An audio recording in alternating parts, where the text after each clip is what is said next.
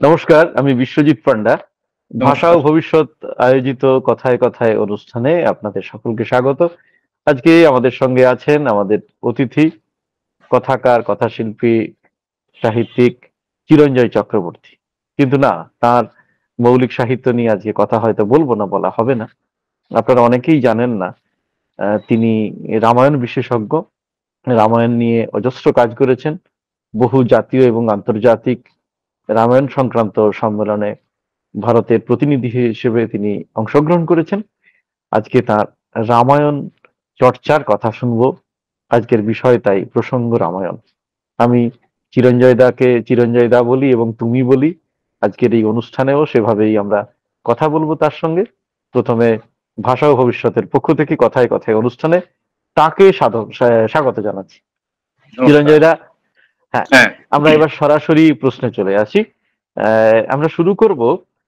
আমরা জানি তোমার অনেকগুলো রামায়ণের বই আছে, সেই বইয়ের প্রসঙ্গ আসবো। প্রথমে বলে দিই কয়েকটি রামায়ণ বই সংক্রান্ত বইয়ের কথা। যেমন শিশু রামায়ণ, অকথিত রামায়ণ, তারপরে চন্দ্রাবতী রামায়ণ তুমি সম্পাদনা করে প্রকাশ করেছো। তাছাড়াও তোমার মৌলিক লেখালেখির সঙ্গে আমরা যারা জানি, পড়েছি, তারা জানি রামায়ণের মিথ, অন্যান্য মাইথোলজির সঙ্গে সঙ্গে নারায়ণ রামায়ণ সংক্রান্ত বহু মিথ তুমি তোমার লেখায় তুলে ধরেছো। আমরা সে কথায় আসবো। আমার প্রথম জানতে ইচ্ছে করছে যে রামায়ণ সম্পর্কে তোমার আগ্রহ কবে থেকে শুরু হলো, কিভাবে? আমি যখন খুব ছোট স্কুলে ভর্তি হইনি, তখন আমার এক বাল্যবিধবা জেঠিমা রোজ গঙ্গা স্নানে যেতেন। আমরা তখন শ্যামবাজারে থাকি। তো আমিও ওই জেঠিমার সঙ্গে যেতাম। তো কাশীমিত্র গঙ্গার ঘাটে একজন বৃদ্ধা ভদ্রমহিলা ছিলেন, বাংলাদেশ থেকে এসেছিলেন। তার উপার্জন ছিল না, তিনি কাশীমিত্রের ঘাটে বসে কৃত্তিবাসী রামায়ণ পড়তেন। আর ওই যত মহিলা স্নান করতে আসতেন তারা তার কাছে ব্যাগ রাখতেন। তার ওখানে একটা রাম সীতার ছবি ছিল, একটা হনুমানের ছবি ছিল। তিনি গুনগুন করে পড়তেন, কেউ শুনতেও পারতো না। তো আমার জেঠিমা আমাকে রোজ নিয়ে গিয়ে ওনার কাছে বসিয়ে দিতেন। উনি আমাকে কোলে নিয়ে রামায়ণ পড়তেন। ওই আমার রামায়ণ প্রথম শোনা। আর উনি আমাকে মহাবীর বলে ডাকতেন। আর রোজ যখন ফিরতাম জেঠিমার সঙ্গে, মহাবীরের কলাটা আমাকে দিয়ে দিতেন। তো এই রামায়ণ ঠাকুমাই আমাকে প্রথম রামায়ণে আনেন আর কি বলতে গেলে। এবং ওইখানে যে কিছু কিছু মানে শ্লোকের মধ্যে বাংলায় যেটা মুখস্থ হয়ে গেছিল শুনতে শুনতে, সেটা আওড়াতাম। এই করতে করতে করতে করতে তারপরে ছোটদের রামায়ণ আমাদের বাড়িতে হাতে খড়িতে না, একটা উপহার দেওয়া হয়, সেটা ছবিতে রামায়ণ, ছবিতে মহাভারত। ফলে আমার কাছে আস্তে আস্তে এই বইগুলো আসতে শুরু করলো, পড়তে শুরু করলাম। আমার জেঠিমা রামায়ণ পড়াতেন অদ্ভুত ভাবে। একটা ভারতবর্ষের আউটলাইন মেঝেতে পারতেন। হতে বলতেন আমরা এইখানে কলকাতায় আছি, এইখানে অযোধ্যা, এইখানে লঙ্কা, মানে ম্যাপটা দেখে পড়াতেন। তাতে আমরাও বুঝতে পারতাম আমি অযোধ্যা থেকে কত দূর। মানে একটা আবহ তৈরি হয়েছিল আমাদের বাড়িতে। আমার জেঠিমা, আমি, এরা মিলে একটা রামায়ণের আবহ ছিল। এবং সেই আবহ থেকে আমি বেরিয়ে আসতে পারিনি। তো লেখালেখি শুরু হয়েছে অনেক পরে, অনেক পরে। এবং আমি প্রচুর রামায়ণ শুনেছি। এই যে পাড়ায় পাড়ায় হয় না যাত্রাপালা, হেজাক জ্বালিয়ে একটা উপরে একটা চাঁদোয়া টানিয়ে রামায়ণ পাল্লা হয়, মানে একই হনুমান হয় কেউ, তখন আবার দশরথ হয়। মানে একই লোক বারে বারে মেকআপ নিয়ে ফিরে আসে, 4-5 জনের দল। এরকম বহু বহু রামায়ণ আমি শুনেছি, দেখেছি। মানে রামায়ণের প্রতি আমার আগ্রহ বেড়ে গেছে ছোটবেলার থেকে। আর লেখালেখিতে শুরু হলো প্রথম ওই মাতৃশক্তিটা লেখা লিখতে বললো, সেই প্রথম লিখলাম ছোটদের রামায়ণ নিয়ে। আর আমি ছোটদের রামায়ণ যখনই পেতাম সংগ্রহ করতাম, করতে করতে 130টা ছোটদের রামায়ণ পেয়ে গেছি আমি, বাংলা ভাষায় লেখা। মানে অবিশ্বাস্য ব্যাপার, এত লোক রামায়ণ আমরা লিখেছে। আসবো, আমরা হ্যাঁ, লেখার আচ্ছা। কথায় আসবো। একটু ছোটবেলার তোমার প্রসঙ্গ যখন এলো, তুমি এটা শব্দ ব্যবহার করলে কথা বলতে বলতে, রামায়ণ ঠাকুমা। তুমি হুম, তাকে সেই নামেই ডাকতে। হুম, এবং মানে নিশ্চয়ই বলা বাহুল্য আজকে তিনি নেই। তো হুম। তার প্রকৃত নাম কি তুমি কখনো জানতে পেরেছিলে? না, জানিও না, শুনিও নি কোনোদিন। আর তিনি কোথায় থাকতেন তাও জানি না। তবে তিনি একটা গেরুয়া রঙের পড়তেন, তিনি সন্ন্যাসিনী ছিলেন না। তিনি কত বয়স পর্যন্ত তুমি, তোমার কত বয়স পর্যন্ত এই রামায়ণ ঠাকুমার সান্নিধ্য পেয়েছো আমি এবং রামায়ণের সান্নিধ্য পেয়েছো একই সঙ্গে? রামায়ণ ঠাকুমার সান্নিধ্য এবং রামায়ণের সান্নিধ্য। 2 পর্যন্ত, ধরো 5, 4, 2, 7 বছর পর্যন্ত পেয়েছি। জেঠিমার কাছে তুমি পড়া, এই যে রামায়ণ পড়া শুরু করলে, হুম, রামায়ণ ঠাকুমা থেকে রামায়ণ জেঠিমা, সেখানে হুম, এলাম। তো সেই রামায়ণ জেঠিমা হুম, তিনি তারপরে মানে 2 এর পরবর্তীকালে তিনি তোমাদের হুম। বিশেষ পদ্ধতিতে পড়ান। পরবর্তীকালে তুমি রামায়ণ চর্চা করেছো, কিন্তু তুমি কথা বলতে গিয়ে যেটা বললে সেই সূত্রে অনেক পরে হয়তো যে প্রশ্নটা করা যেত, আমার মনে হয় এখন করা অপ্রাসঙ্গিক হবে না। তুমি বললে যে একটা মানচিত্র পাততেন, হ্যাঁ, ভারতবর্ষের একটা মানচিত্র যেখান থেকে অযোধ্যা, শ্রীলঙ্কা, শ্রীলঙ্কা তো নয় তখন, লঙ্কা ইত্যাদি ইত্যাদি দেখানোর চেষ্টা করতেন। তুমি পরবর্তীকালে যখন এটা নিয়ে খুব বিস্তারিত চর্চা করা শুরু করলে, তোমার কি মনে হয় যে সেই যে ভূগোল, সেই ভূগোলের সঙ্গে মানে জেঠিমা সূত্রে যে রামায়ণের যে ভূগোলের সঙ্গে তোমার যে পরিচয় হয়েছিল, পরবর্তীকালে তুমি যখন বিশেষজ্ঞতার জায়গা থেকে একটা চর্চার জায়গা থেকে দেখলে, সেটাকে মেলাতে পারো? সত্যি সত্যি কি ওই ভূগোল রামায়ণে যেটা আমাদের মনে হয় বা জেঠিমার কাছে তুমি যেটা দেখেছিলে, তার বাস্তব ভিত্তি আছে? এই ভূগোলের জায়গা থেকে বলছি, ইতিহাসের জায়গা থেকে বলছি না। না, ভালো বলেছো প্রশ্নটা। উম, একটা শিশু মনে না, রামায়ণ তো কল্পনার, পুরোটাই কল্পনায় হয়, সবকিছু কল্পনায় হতো। তো শিশু মনে প্রশ্ন আসে, অযোধ্যা কত দূর? এই যে আমি কলকাতায় আছি, সেখান থেকে অযোধ্যা আদৌ আছে, অযোধ্যা নামে একটা জায়গা আছে, তখন না কল্পনাটা আরো গেড়ে বসে, মানে তার শিকড় বাকড় নিচে চলে যায়। আর এই জায়গাটা যদি না থাকতো আদৌ, যেমন তুমি এই যে কোনো ইংরাজির উপকথায় দেখবে আমরা সেই জায়গাটা চিনি না, জানি না, দেখানো হয় না। এই যে মহাভারতের জায়গা আছে, রামায়ণের জায়গা আছে বলে আমরা দৌড়ে দৌড়ে এখনো যাচ্ছি কিন্তু দেখতে। আর এইটা খুব দরকার ছোটদের বোঝাতে গেলে, যে অযোধ্যা বলে একটা জায়গা সত্যি ছিল। ধরো আমি এবারে যে আমি যে যখন অযোধ্যায় গেছি প্রথমবার, আমি ওই নদীর পাড়ে দাঁড়িয়ে দেখছি যে অযোধ্যা নগরীটা কিরকম কিরকম হতে পারে। যখনই হাঁটছি ভিতরে, যখন যাচ্ছি, অযোধ্যা মন্দির তৈরি হচ্ছে, তখন ভাবছি যে রাম মন্দির হচ্ছে আর কি, ভাবছি এখানে রাম খেলে বেড়াতো, এখানে লক্ষণ খেলে বেড়াতো, মানে এরকম একটা সেন্সেশন তৈরি হচ্ছে। মানে ছোটবেলা থেকে এই ব্যাপারটা তৈরি হয়ে গেছে, ওই অযোধ্যায় যাব, অযোধ্যার দেখতে হবে, এই স্বপ্নটা জেঠিমাই তৈরি করে দিয়েছিলেন প্র্যাকটিক্যালি আমাকে। বা যে শ্রীলঙ্কায় গেলাম, আমি কিন্তু ওই আমরা আমরা আসছি, শ্রীলঙ্কার কথায় আসবো। না, ঠিক আছে, আমাদের আমাদের প্রশ্নটা কিন্তু ঠিক আমি সেটা জানতে চাইছি না। জেঠিমা ঠিক আছে। তোমাকে ম্যাপ দিয়ে দেখাতেন, সেটা তো খুব ভালো, সেটা নিয়ে কোনো প্রশ্ন নেই, এবং তাতে তোমার শিশু মনে গেঁথে গেছে, সেই দাগগুলো এখনো আছে, জলজল করছে সেই স্মৃতি। সেটা না, আমি জানতে চাইছি তিনি ভূগোলটাকে যেভাবে দেখাচ্ছিলেন, আর পরিষ্কার করে বলি যে হুম, অযোধ্যা হচ্ছে এখানে, এখানে রামচন্দ্র জন্মগ্রহণ করেছিলেন। শ্রীলঙ্কা হচ্ছে, সরি ভুল বলছি, লঙ্কা হচ্ছে এখানে, এখানে রাবণ রাজ ছিলেন। তপবন হচ্ছে এখানে, এখানে বাল্মীকি ছিলেন, ইত্যাদি ইত্যাদি, কিষ্কিন্ধা এখানে। সেইটাকে পরবর্তীকালে তুমি যখন বিস্তারিত ভাবে চর্চা শুরু করলে, সেই জায়গায় তুমি কি মেলাতে পারো? আমি ভূগোলের জায়গা থেকে বলছি, একেবারে হ্যাঁ, মেলানো যায়, মেলানো মাইথোলজি, যায়। ইতিহাস সেই না না, টাইপের।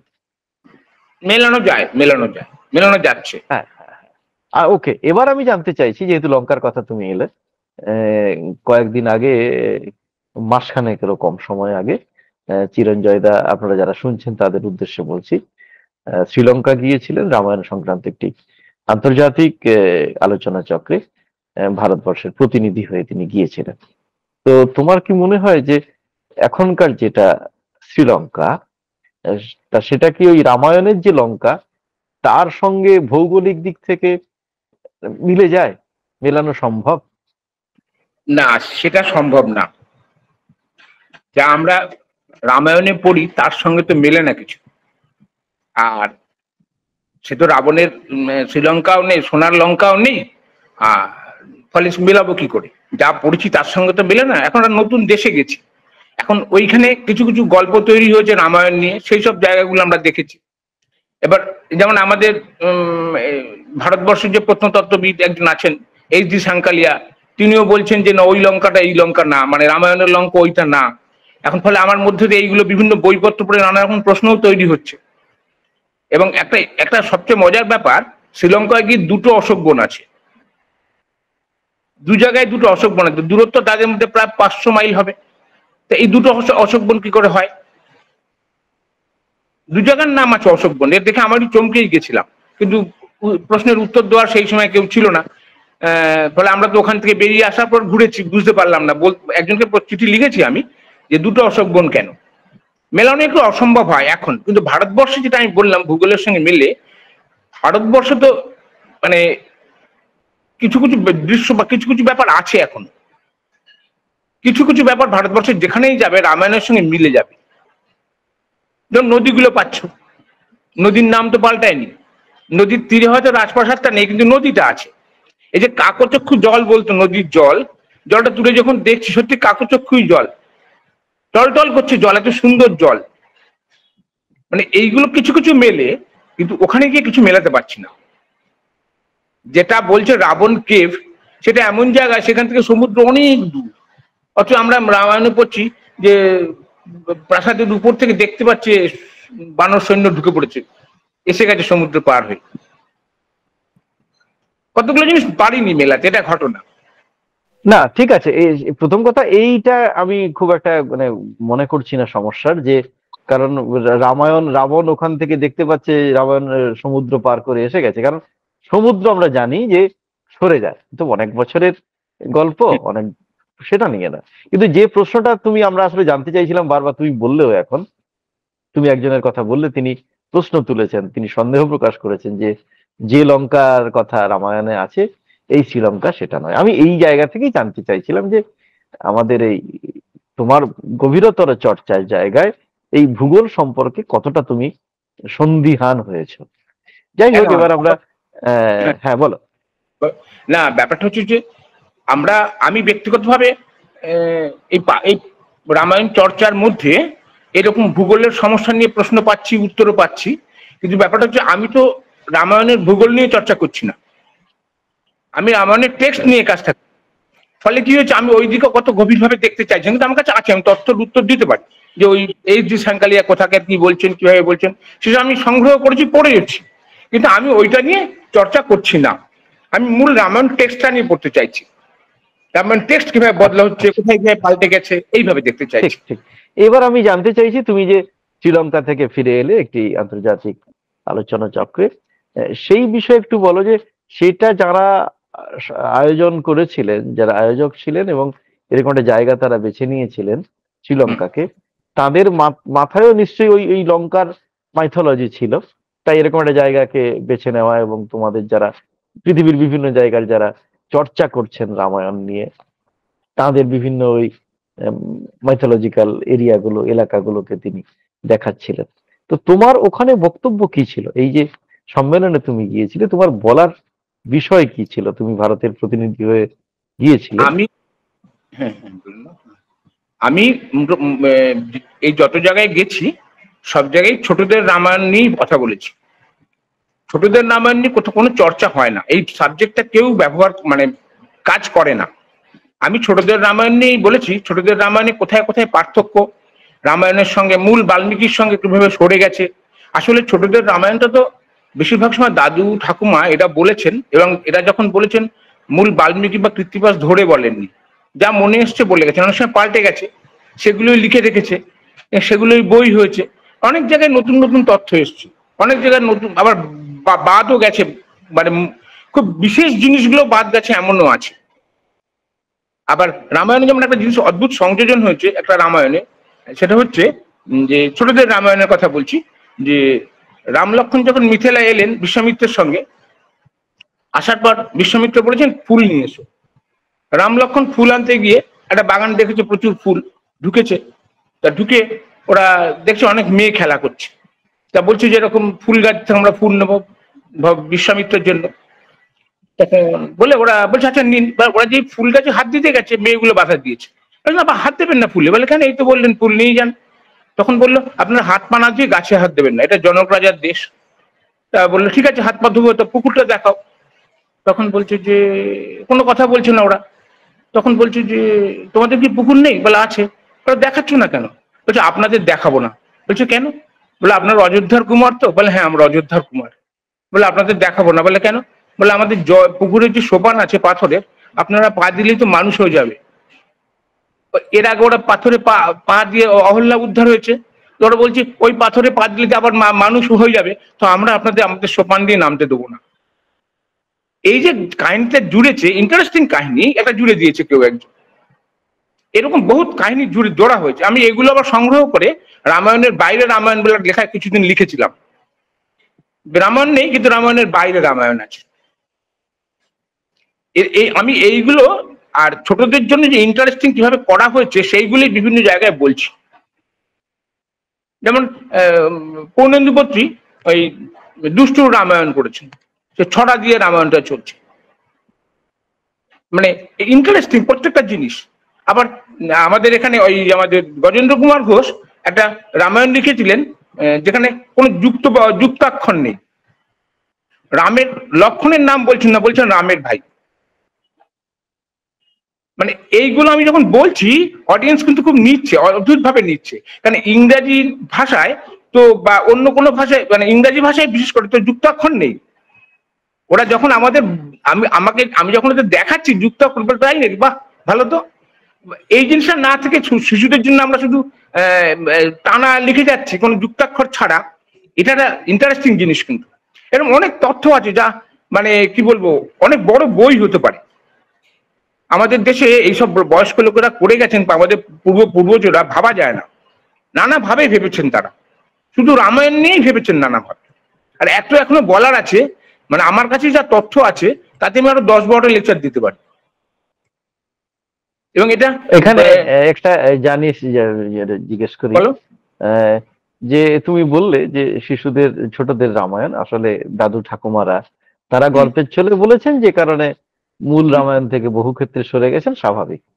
পরবর্তীকালে সেইগুলোকে লেখা হয়েছে, না হলে তো এই বই আকারে প্রকাশিত হতো না, এবং তুমিও এত ডেটা পেতে না। নিশ্চয়ই তার মধ্যে ওরাল ডেটা থাকতেই পারে, কিন্তু মূলত স্ক্রিপ্ট তো ওই ছোটদের জন্য রামায়ণ লিখলেন এরকম প্রথম কোন সূত্র তুমি পেয়েছো যেটা তার নামে চলছে, তিনি লিখলেন? প্রথমে বাংলায় বলো, বাংলায় কে লিখেছেন, আর হচ্ছে বাংলা ছাড়া এর বাইরে যদি তারও আগে কেউ লিখে থাকেন। আমরা যে বই পাই, রামায়ণ পেয়েছি, তাতে 1891 সালে প্রথম বই পেয়েছি নবকৃষ্ণ ভট্টাচার্যের, 1891 সালে প্রকাশিত। আর তার আগে একটা বই পাওয়া যায়, সেটা 1884 সালে বেরিয়েছিল, কিন্তু লেখকের নাম নেই। বই দুটোর নাম নবকৃষ্ণ ভট্টাচার্যের বই, এবং 1884 তার আগে যেটা বেরিয়েছিল সেটা 1884 সালে, সেটা কোনো নাম নেই লেখকের। একটা বই পাওয়া যায়, বইয়ের নাম হচ্ছে শিশুদের রামায়ণ। আর নবকৃষ্ণ ভট্টাচার্যের বইয়ের নাম হচ্ছে শিশু রঞ্জন রামায়ণ। সেটা 1891 সালে বেরিয়েছিল। এটাই প্রথম রামায়ণ আমরা দেখতে পাচ্ছি কোন একজন লেখকের নাম সহ। তারপরে 130টা রামায়ণ এখন পর্যন্ত আমি আরো হয়তো বেরিয়েছে, আমি জানি না, সংগ্রহ করতে পেরেছি আর কি। না, 130টা এটা কি ছোটদের রামায়ণ? শুধু সব ছোটদের রামায়ণ। এবং কোন ভাষায় লেখা? বাংলা? বাংলা, শুধু বাংলা ভাষায়। মোটামুটি কম বেশি গত 125 বছরে লেখা হয়েছে। যদি আমরা 1884-কে 1884-কে ধরি, তাহলে 135-40 বছরের মধ্যে 130টা তুমি তথ্য পেয়েছো। বাংলা ভাষার বাইরে ভারতের বা মানে বহির্বঙ্গের, ভারতের বাইরেও হতে পারে, শিশুদের এই রামায়ণ লিখিত আকারে কোনো তথ্য তোমার কাছে আছে? হ্যাঁ, আমরা দেখেছি বিহার, মানে হিন্দিতে, হিন্দি ভাষাটায় কয়েকটা আছে, প্রচুর নেই, এত পরিমাণে নেই।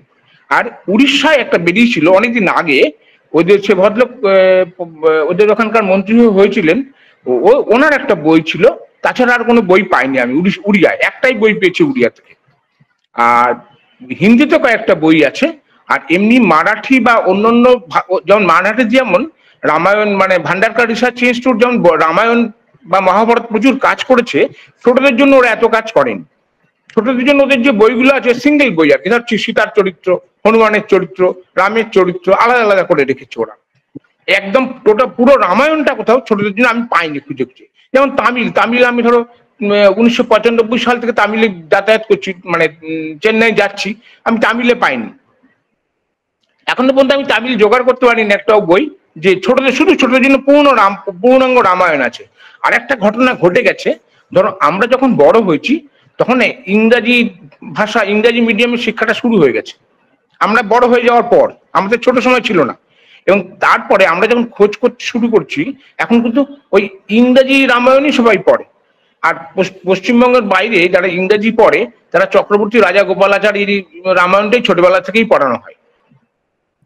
যেমন ধরো, যখন ছোটদের রামায়ণ ছিল না, মহাত্মা গান্ধীর সময়, বিবেকানন্দের সময়, তখন তারা বাল্মীকি রামায়ণ বা রবীন্দ্রনাথ, দেখো বাল্মীকি রামায়ণ মুখস্থ ছিল রবীন্দ্রনাথের, পুরোটা উনি মুখস্থ বলতে পারতেন।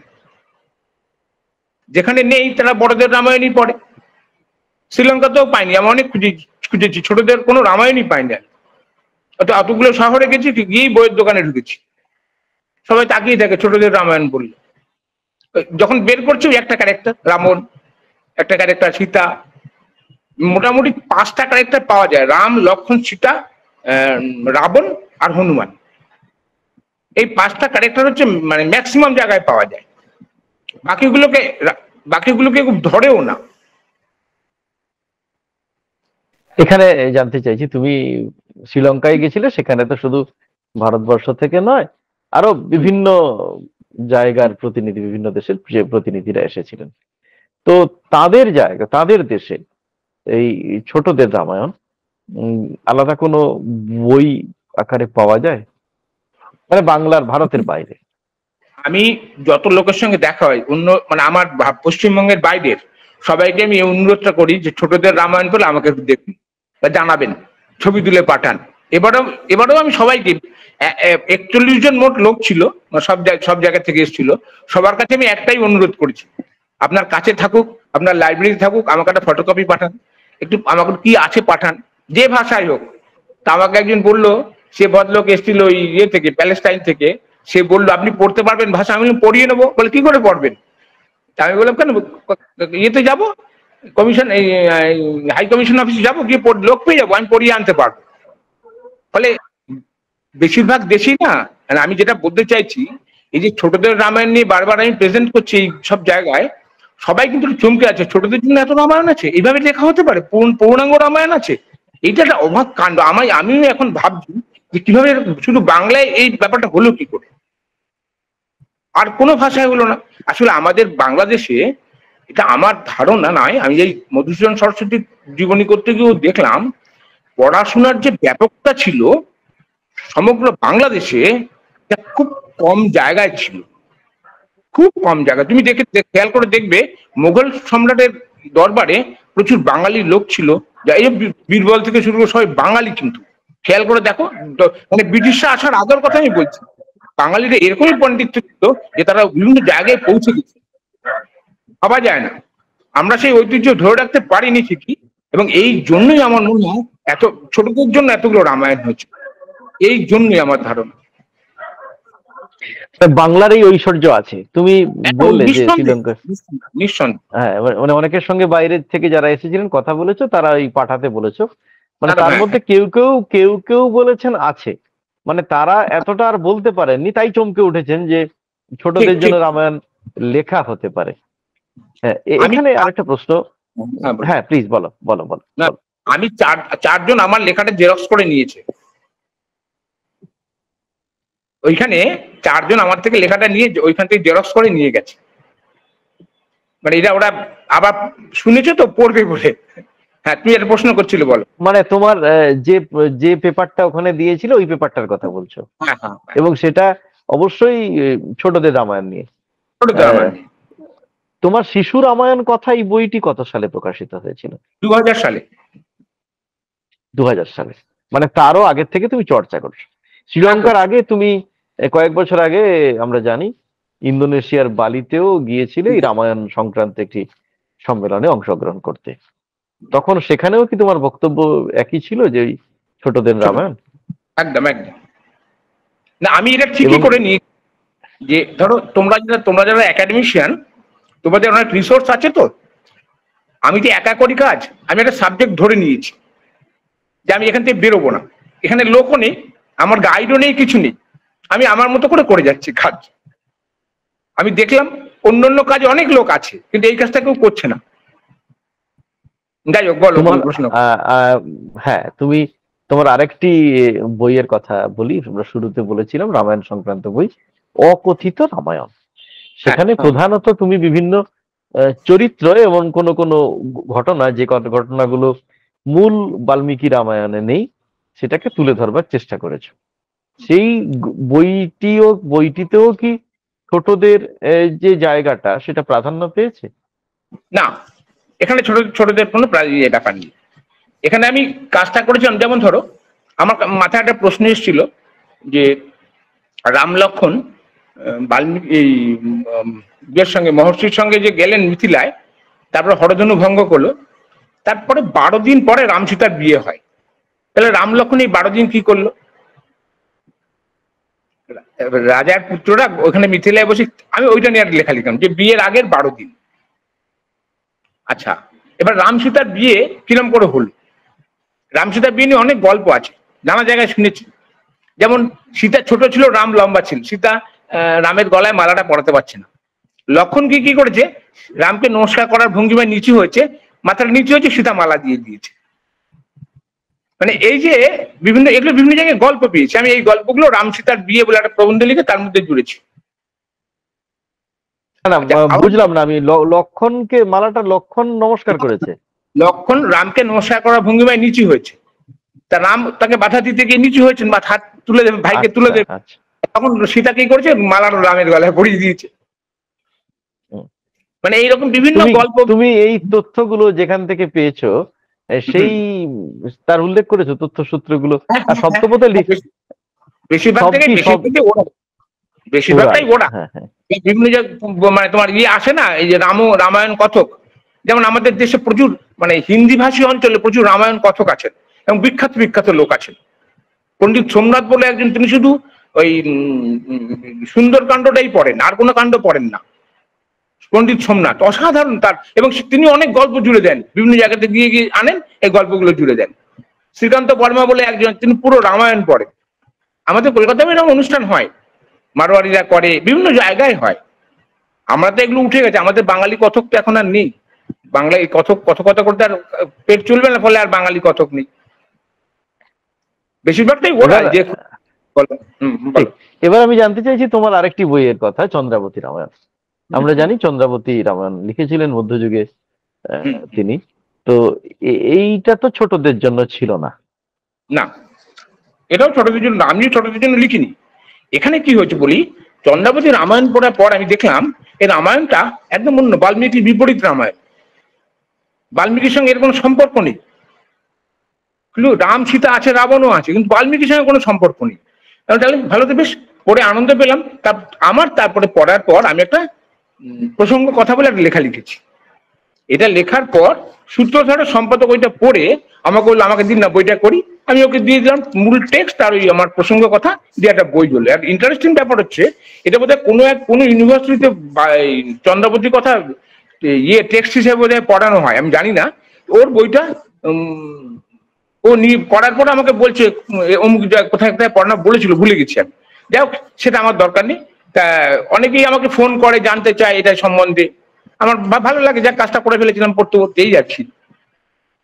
আমাদের যে রামায়ণগুলো মোটামুটি আমরা জানি, সেটা হচ্ছে কৃত্তিবাস ওঝা, পরবর্তীকালে কালীপ্রসন্ন সিংহ, এবং তার আগে হিন্দিতে তুলসীদাস। তারাও ও সরি, দুঃখ, হ্যাঁ ঠিক ঠিক, হ্যাঁ ঠিক। তো আর তুলসীদাস, এরা যেটা করেছেন, এরাও কিন্তু বাল্মীকির থেকে তার মতো করে সরে এসেছেন। নিশ্চয়ই চন্দ্রাবতী আরো অনেক বেশি সরেছেন, যে কারণে তোমার মনে হয়েছে এটা নিয়ে একটা চিন্তা ভাবনা করা দরকার, এবং তুমি করেওছো। একটা দুটো যদি উদাহরণ তুমি দাও, যে কোথায় তার মনে হয়েছে তোমার যে বাল্মীকির থেকে একেবারেই আলাদা। মানে আজকের দিনের দাঁড়িয়ে যদি আমরা অনুসৃজন শব্দটা বলি, যেটা রিকনস্ট্রাকশনের জায়গা থেকে, তুমি যদি একটা দুটো উদাহরণ দাও। এই চন্দ্রাবতীর সময় কিন্তু অনেক পুরনো, মানে 1500 শতাব্দী, 16 শতাব্দীর মেয়ে।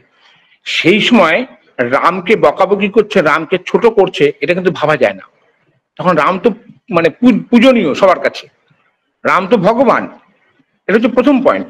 দ্বিতীয় পয়েন্ট, এই যে গল্পটার মধ্যে অনেক নতুন কথা কাহিনী আছে। যেমন এখানে আমরা দেখেছি, যেমন গর্ভবতী হয়েছিলেন আমাদের মন্থরা, সে সন্তান রাখবে না বলে গঙ্গায় ফেলে দিয়েছিল, জলে ফেলে দিয়েছিল।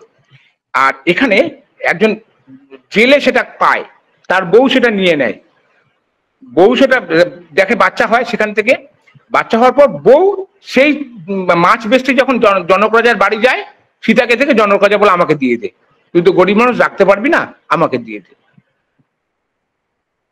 ফলে ওইটা নিয়ে নি, মানে পুরো ঘটনাটা কিন্তু আলাদা। জনক রাজা কিন্তু ওখানে ইয়ে থেকে পায়নি। তোমাকে আমি একটা টেক্সটটা দেবো, পড়ে দেখো, একদম সবটাই একদম অন্যরকম ভাবে লিখেছে ভদ্রমহিলা।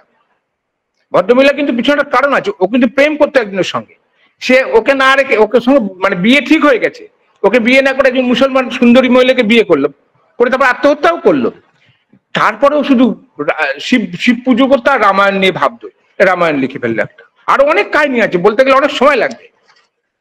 যেমন ধরো একটা জিনিস ইন্টারেস্টিং এখানে, যে তিনি কিন্তু মানে রামের পুজো করছেন না, করছেন শিবের পুজো।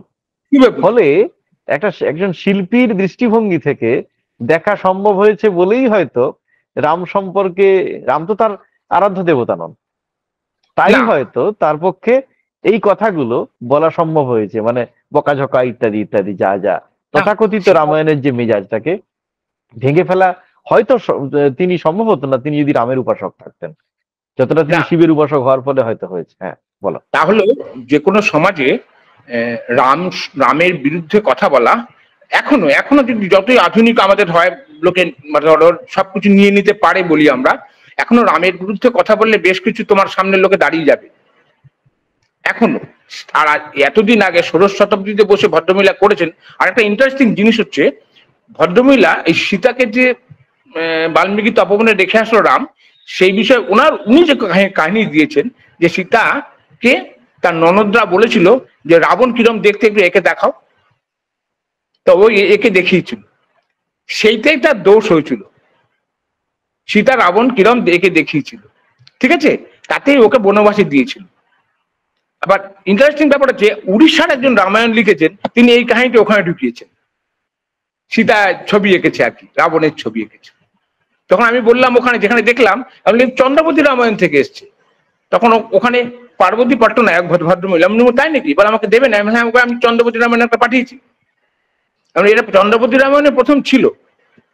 এগুলো তো হয়, এগুলো তো হতেই পারে, এগুলো তো না হওয়ার কিছু না। মানে মনের মধ্যে রাবণের ছবিটাকে ধারণ করেছিলেন সীতা, হ্যাঁ হ্যাঁ হ্যাঁ, তাই লিখতে পেরেছিলেন।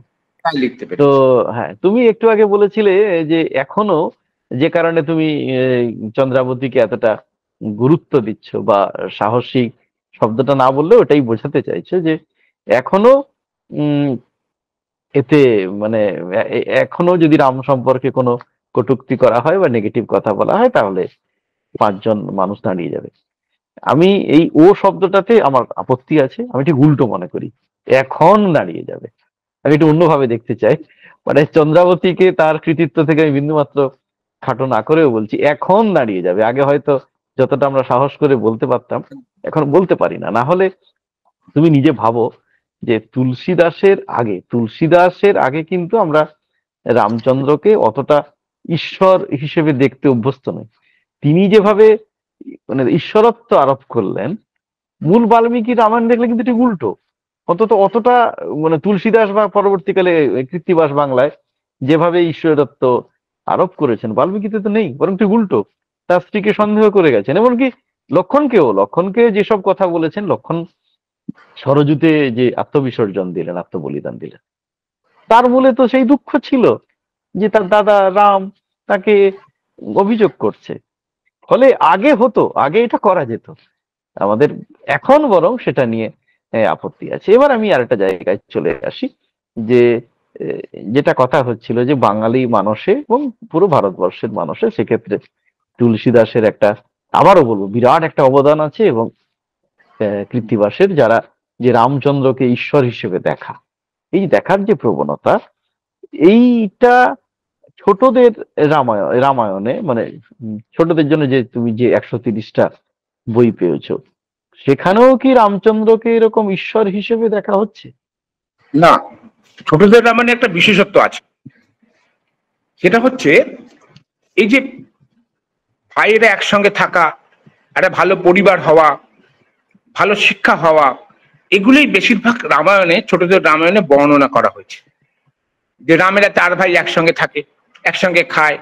আগে এখন যেমন একটিমাত্র সন্তান, আগে তো এরকম ছিল না, আগে তো অনেক বাড়িতে 4-5 জন ভাই বোন থাকতো। ফলে তারা যাতে একসঙ্গে রাম রাম রাম লক্ষ্মণ ভরত শত্রুঘ্নের মতো থাকতে পারে। যেমন দেখো, ভরত রাজা হলো না, ভরত আবার গিয়ে দাদাকে বললো তুমি রাজা হও, পাদুকেনের সিংহাসনে বসিয়ে রাখলো। এইগুলো হচ্ছে সংসার, মানে ছোটদের এগুলো শেখানো। দেখো, ও কিন্তু লোভ করেনি, মা বলা সত্ত্বেও ওর মা ওকে বনবাসে পাঠিয়েছে, তাও কিন্তু আর একটা ইন্টারেস্টিং জিনিস হচ্ছে, রাম যেদিন বনবাসে গেলেন তার পরের দিন কিন্তু তার অভিষেক হওয়ার কথা ছিল। রাম কিন্তু রামায়ণে কোনো কথা বলেননি। লক্ষ্মণ কিন্তু রেগে গেছিলেন, লক্ষ্মণ বলেছিলেন দশরথকে উনি মেরে ফেলবেন, মানে যেটা বলেন আমার কু হয় সেটা লক্ষ্মণ হতে চেয়েছিল, রাম তাকে বাধা দিয়েছিলেন। এবং রাম কোনো কথা না বলে বনবাসে চলে গেছিলেন এক কথায়। এগুলো কিন্তু একটা চরিত্রের লক্ষণ। এই চরিত্র যাতে ভালো হয় তার জন্যই ছোটদের রামায়ণ ওই এই বিশেষ জায়গায় না ইয়ে দেয়, জোর দেয়। বড়দের রামায়ণ বলতে, এই যে একজনকে প্রশ্ন করেছি দেখলাম, ছোটদের রামায়ণ বড়দের রামায়ণের তফাৎ কি? বড়দের রামায়ণ তো শুধু ওই অনুবাদই হয়, বাল্মীকির অনুবাদ বা কৃত্তিবাসের কথাটা লেখা হয়। ছোটদের রামায়ণে এমন ভাবে রামায়ণটা প্রেজেন্ট করা হয় যাতে সে তার জীবনটা পালন করতে পারে। রামের ভালো ভালো কাহিনী, লক্ষ্মণের ভালো জিনিস, বা সীতার কি কি গুণ, এইগুলি প্রেজেন্ট করা হয়। দশরথের কি কি গুণ আছে দেখবে। বেশিরভাগ রামায়ণে ওই অন্ধমুনির কাহিনী খুব ছোট। দশরথ যে মারছেন, অভিশাপ নিচ্ছেন, অভিশাপটা শোনার জন্যই ওই অন্ধমুনির কাহিনী আছে ছোটদের রামায়ণে। কিন্তু বড়দের রামায়ণে দেখবে ডিটেলস আছে, মানে এরকম বিভিন্ন আছে। বড়দের রামায়ণ, ছোটদের রামায়ণ ইন্টারেস্টিং যেটা হচ্ছে যে ছোটদের বসিয়ে রাখতে হয়। ছোটদের বসিয়ে রাখবে গল্প বলে বলে, সেটা চারটিখানি ব্যাপার নয়। কিন্তু বড়দের রামায়ণ বলে ছোটরা বসে থাকবে না।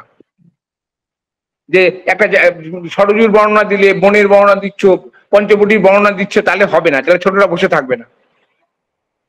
এইটা হচ্ছে ইন্টারেস্টিং ছোটদের রামায়ণ বড়দের রামায়ণের তফাৎ। মানে এটা হিতোপদেশ টাইপের, মানে শেষে একটা বক্তব্য, সেই ভালো ভাই হবে, ভালো বাবা, ভালো মা।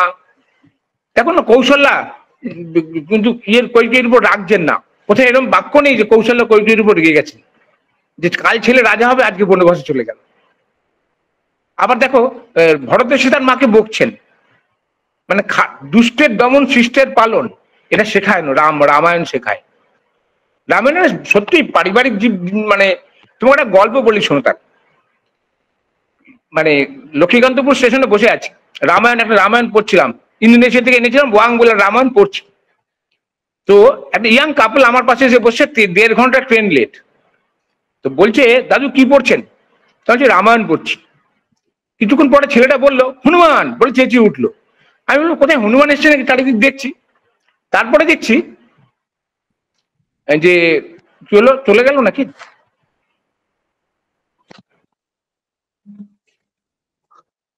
তোমার ভিডিওটা অফ হয়েছে, কথা শোনা যাচ্ছে, ভিডিওটা। হ্যাঁ ঠিক আছে, বলো। ও হঠাৎ বললো হনুমান, তো আমি চারিদিক দেখছি, হনুমান কোথায় দেখছি না। তারপরে হাসছে ছেলেটা, তার মেয়েটা বলছে কেন দাদুর সঙ্গে এরকম করছো? তারপরে আমাকে দাদু রামায়ণ পড়লে কি হয়? তা আমি আর কিছু উত্তর দিচ্ছি না। ওর অবস্থা থেকে বুঝেছি আমি পারবো না। ট্রেনটা এসছে, খুব ভিড়, আমি উঠে পড়েছি। কিছুক্ষণ ট্রেনটা মানে ছেড়ে দেওয়ার কিছুক্ষণ পর দেখছি মানে কেউ একদিন বলছে তার বউ ওঠেনি। তো আমি একটু মুখ বাড়ি থেকে ওই ছেলেটি গেটের কাছে ঝুলছে, ওর বলছে আমার বউ ওঠেনি। তখন আমি ওকে বললাম তুমি রামায়ণ পড়নি বলেই তোমার বউ ওঠেনি। তো যেখানে রামায়ণ করতে গেলো, তখন শোনো তোমার এখন তুমি নামতে পারবে না, আমার রামায়ণটা শুনে তারপরে তুমি পরের স্টেশনে নামো। ঘটনাটা কি হয়েছিল, রাম যখন বনবাসে যাচ্ছেন তখন গুহকের বাড়ি রাত্রে থাকলেন গঙ্গা পার হওয়ার আগে। পরের দিন সকালে যখন গুহক নৌকা এনে দিয়েছেন, তোমরা এই নৌকায় উঠে গঙ্গা পার হবে, তখন রাম লক্ষ্মণকে বলছেন আগে সীতাকে তুলবে, তারপরে তুমি উঠবে, মানে লেডিস ফার্স্ট। তাহলে আমি বললাম তুমি যদি রামায়ণ পড়া থাকতো তাহলে না বউকে আগে তুলতে, তারপরে তুমি নিজে উঠতে, তাহলে বউ স্টেশনে পড়ে থাকতো না। রামায়ণটা এই জন্যই পড়ার দরকার, প্রত্যেকটা জিনিস আছে যে শেখার। এবং আমার মনে হয় এই যে আমরা ইংরাজিতে বলি লেডিস ফার্স্ট, তারপর আমরা ভাবি ওই দেশ থেকে এসছে, আমার মনে হয় না, রামায়ণ থেকেই মনে হয় গেছে। আমি জানি না ব্যাপারটা ঠিক, কিন্তু আমার মনে হয় রামায়ণ থেকে এই ঘটনাতে লেডিস ফার্স্ট। একটু আগে তুমি এর কথা বলছিলে, মহাভারতে ভরতের কথা বলেছিল, ভরত। হ্যাঁ, ভরতের কথা, হ্যাঁ। আহ, যে তিনি যুদ্ধ ইয়ে দাদাকের কাছে এলেন ফিরিয়ে নেওয়ার জন্য, তার পাদুকা রেখে তিনি শাসন করলেন। এখানে একটা জিনিস একটু বলি যে আমাদের এটা তো ঠিক যে রামের আগে কিন্তু রাজত্ব করেছেন ভরত। রাম তো রাজা হতে পারলেন না, অনেক পরে হলো হুম, হুম। ভরত, যদিও তার পাদুকা রেখে। এবং সেই ভরত থেকে কিন্তু আমাদের যে নাম, দেশের নাম ভারত হয়েছে। অর্থাৎ ভরতের রাজত্ব যে কাল, সেটা কিন্তু খুব ভালো ছিল। জানি না কেন, যে কোনো কারণে হোক, সেটা রামের নামে চলে যে রামায়ণের কাল ভালো ছিল।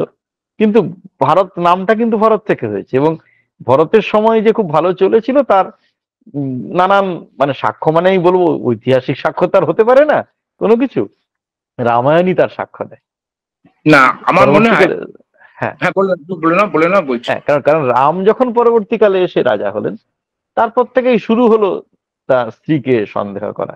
এইভাবেই মূল ব্যাপারটা কেটে গেল, যেটা একটু আগে বলেছিলাম, এবং লক্ষণকে পর্যন্ত সন্দেহ করা, ইত্যাদি ইত্যাদি।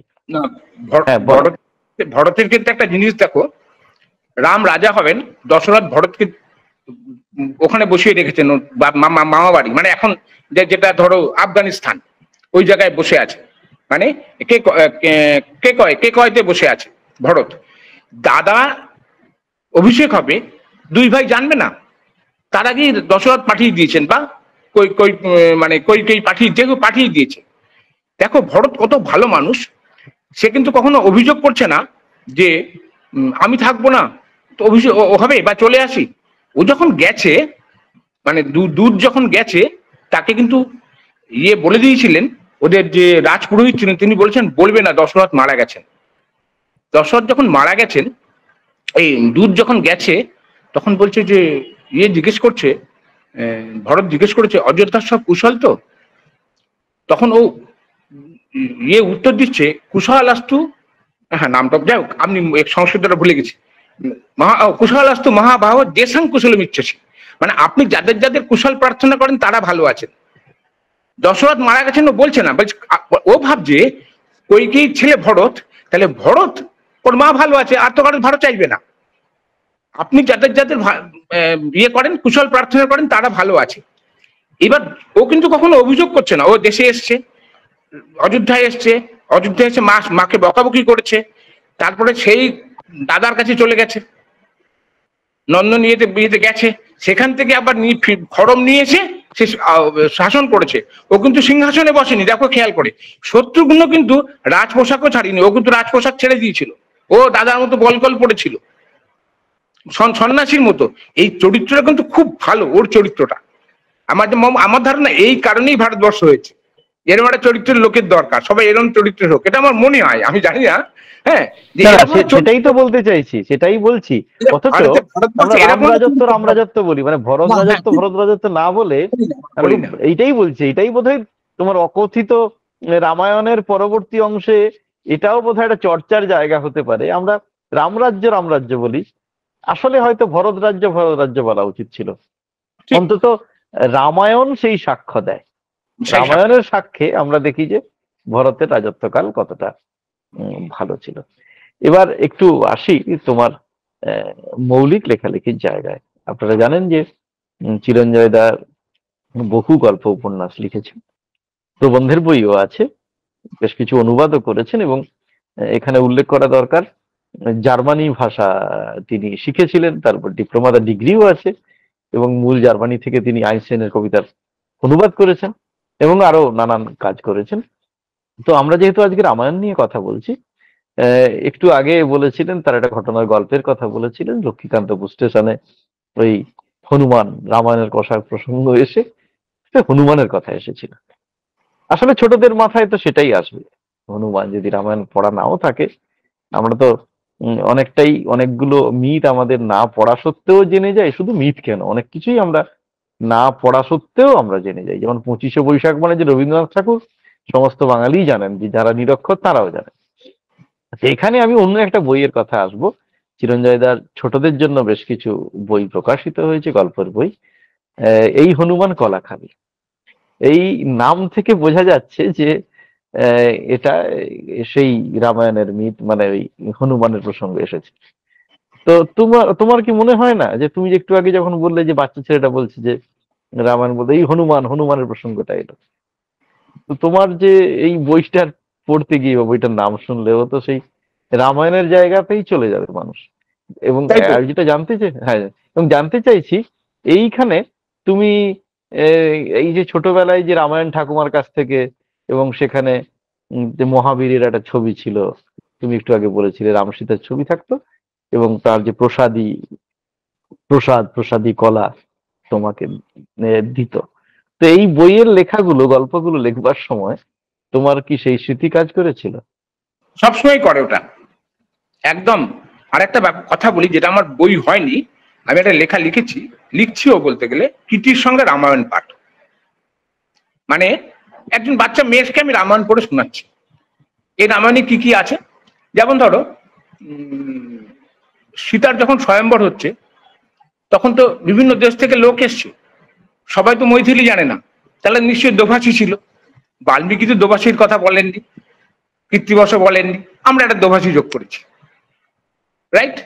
এবার ধরো হনুমান যে উড়ে গেল সুন্দরকাণ্ডে, কি করে গেল, এবার আমরা এটা খোঁজ করছি, আমি আর সেই পাখি, আমার যে শুনছে যে পাখি কিভাবে ওড়ে, আমরা দেখতে চাই, যে খোঁজ করছি, দেখি পাখি কিভাবে ওড়ে। পাখি কি করে ওড়ে? প্রথমে হাওয়া খায়, খেয়ে লেজটা দেখবে, পাখি যখন ওড়ে লেজটা আগে মাটির সঙ্গে লাগিয়ে দেয়, তারপরে পিছন দিয়ে হাওয়াটা ছাড়ে। এরোপ্লেনে এইভাবেই ওড়ে। নিশ্চয়ই হনুমানও এই পদ্ধতিতে জানতেন, এবং ঘটনাটা তাই, হনুমানও কিন্তু ওখানে আছে যে পেটটা ফুলিয়ে নিতেন হাওয়া দিয়ে, তারপরে মানে পায়ুর দাঁড় দিয়ে উনি হাওয়াটা ছেড়ে উড়ে গেছেন। মানে যেভাবে প্লেন ওড়ে, ঠিক সেইভাবে পাখি ওড়ে, সেইভাবে হনুমানও উড়েছিলেন। মানে এইগুলো নিয়ে আমি একটা গল্প শুরু করে, মানে একটা লেখা লিখছি দীর্ঘদিন ধরেই, হয়েছে গোটা 7-8 গল্প হয়েছে। আবার হলে তখন দেখা যাবে, বই হয় যদি হয় কখনো। শিশুমেলায় লিখছিলাম আমি গল্প। এই হনুমান কলা খাবি, এই যে বইটি, হ্যাঁ, এইটা হ্যাঁ, তোমার রামায়ণ চর্চাই তো এই বইটির উৎসে। হ্যাঁ, হ্যাঁ, তার মধ্যে থেকে এটাও হয়েছে, ওই মধ্যে থেকেই হয়েছে। তখন অরিন্দম ওইটা নাম দিল আর কি, অরিন্দম বলে এই নাম দেবো, আমি ঠিক আছে দাও, আমার কোনো আপত্তি নেই। অরিন্দম মানে অরিন্দম বসু, লেখক অরিন্দম হ্যাঁ, বসুর ওই কথা বলছেন? পরশপত্র থেকেই বেরিয়েছিল হ্যাঁ, বইটা। তার প্ররসপাত প্রকাশনী থেকে এই হনুমান কলা খাবি, এই ছোটদের লেখাটি বেরিয়েছে। এবং এটাও প্রায় এই ছোটদের যে শিশু রামায়ণ কথা বা ছোটদের রামায়ণ চর্চা চিরঞ্জয় দার তার মূলে আছে। এবার আমি একটু সিরিয়াস অন্য জায়গায় আসি, যে আপনারা জানেন চিরঞ্জয় দার বহু গল্প উপন্যাস লিখেছেন, মৌলিক সাহিত্য চর্চা করেন, অতি বিশিষ্ট একজন সাহিত্যিক। আমি চিরঞ্জয় দার কাছে জানতে চাইবো তোমার এই মৌলিক সাহিত্য চর্চাকে কতটা সমৃদ্ধ করেছে তোমার রামায়ণ চর্চা, এবং কিভাবে? ভালো।